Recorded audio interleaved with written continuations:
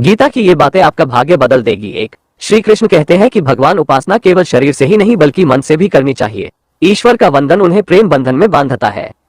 2, सुख एवं आनंद मनुष्य के भीतर ही निवास करते हैं, परंतु मनुष्य उसे स्त्री में, घर में और बाहरी सुख प्राप्ति के लिए ढूंढता है। 3, मनुष्य इंद्रियों के अधीन है, इसलिए उसके जीवन में विकार और परेशानियां आती हैं। 4, मनुष्य की वासना ही उसके पुनर्जन्म का कारण होती है।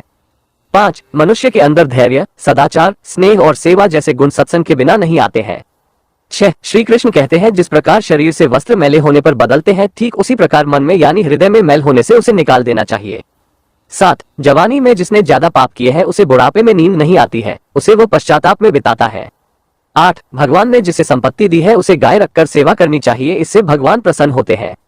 9, जुआ, मदिरापान, परस्त्री गमन, अनैतिक संबंध, हिंसा, असत्य, मद और निर्दयता इन सब में कलयुग का वास है, इसलिए इन सभी से बचना चाहिए। 10, अधिकारी शिष्य को यानी जो ज्ञान प्राप्त करने में परिश्रम करते हैं उसे सद्गुरु, अच्छा गुरु अवश्य मिलता है। 11, भगवान श्री कृष्ण कहते हैं कि मनुष्य को अपने हृदय को बार बार समझने की कोशिश करनी चाहिए। ईश्वर के सिवाय उसका कोई नहीं है, साथ ही यह विचार करना चाहिए कि उसका कोई नहीं है इस ब्रह्मांड में भी जो उसका साथ देगा। 12, भोग में क्षण भर के लिए सुख प्राप्त होता है, साथ ही त्याग में स्थायी आनंद होता है। 13, श्री कृष्ण कहते हैं कि सत्संग ईश्वर की कृपा से मिलता है, परंतु कुसंगति में पड़ना मनुष्य के अपने ही विचारों के कारण होता है। 14, लोभ और मोह माया, किसी से अधिक लगाव पाप के माता पिता कहे जाते हैं। 15, श्री कृष्ण कहते हैं कि स्त्री का धर्म है कि रोज तुलसी और पार्वती का पूजन करें, इससे उनकी सुख समृद्धि हमेशा बने रहते हैं।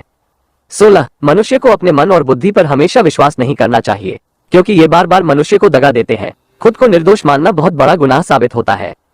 17, पति पत्नी पवित्र रिश्ता बनाए रखने से भगवान पुत्र के रूप में उनके घर आने की इच्छा रखते हैं। 18, भगवान इन सभी कसौटियों पर कसकर जांच परख कर ही मनुष्य को अपनाते हैं, इसलिए मन में गलत विचार नहीं रखना चाहिए। सदैव आपको सभी के साथ प्रेम भाव से रहना चाहिए।